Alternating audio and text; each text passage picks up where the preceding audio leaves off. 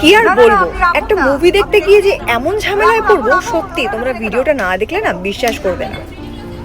Hello everyone, welcome back to my channel. তো আজকে আমরা যাচ্ছি নরসিংহা মহাবতার দেখতে।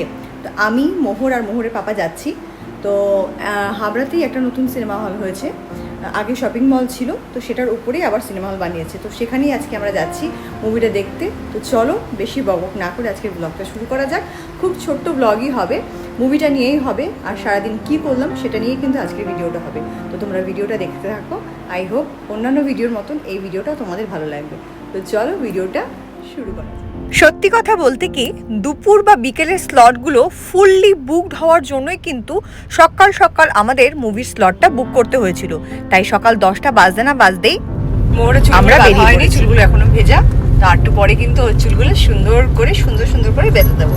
স্কুলে যাওয়ার সময় তো 2-3টে করে বাঁধে, এখন বলছে মা আমি কিন্তু 2টো চুল বাঁধবো না, 2টো চুলই বাঁধবো, 3-4টে চুল বাঁধবো না। তাই তো 3-4টে বেঁধে দিই না? কটা বাঁধবে? একটা, দুটো না, 2টো বেঁধে দেবো। হ্যাঁ ঠিক আছে, চলো। মোহরের জন্য কিছু না কিছু খাবার কিন্তু আমি সবসময় কাছে রাখি, তো আজকেও কিছু নিয়ে নিয়েছিলাম। তো এই গল্প করতে করতে কিন্তু আমরা পৌঁছে গেছি হাবড়া বিশালে।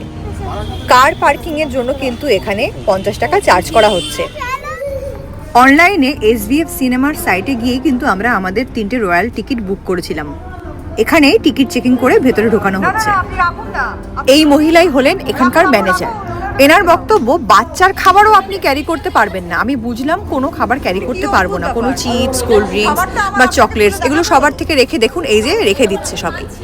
কিন্তু বাচ্চার খাবার, আমি ওনাকে বললাম যে এইটুকুনি একটা টিফিন বক্সে বাচ্চার জন্য খাবার ক্যারি করছি, বাচ্চা সকাল সকাল খেয়ে আসতে পারেনি।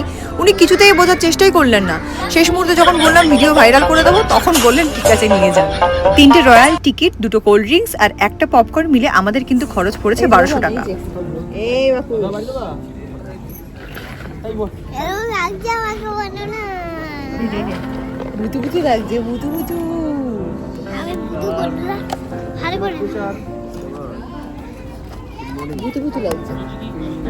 আমরা কিন্তু আমাদের খাবারটা বিফোর ইন্টারভেল চুজ করেছিলাম, তাই মুভিতে এন্টার করার কিছুক্ষণের মধ্যেই কিন্তু আমাদেরকে এই সব কিছু দিয়ে গিয়েছিল।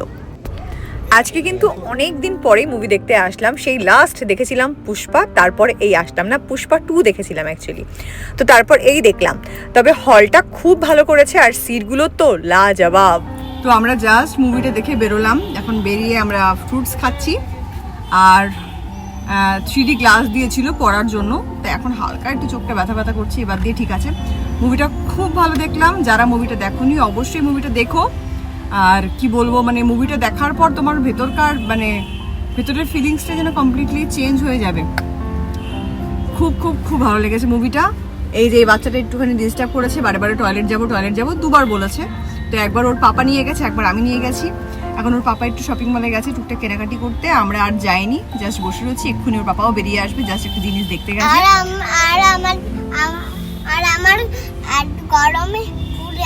আচ্ছা, আর আমরা গরমে পুড়ে যাচ্ছি এখন এখানে। ওর পাপা এখনো আসেনি, এই জন্য আমরা গরমে এখন পুড়ে যাচ্ছি, এই জন্য ঠান্ডা ফ্রুটস খাচ্ছি। ওই তো পাপা এসে গেছে।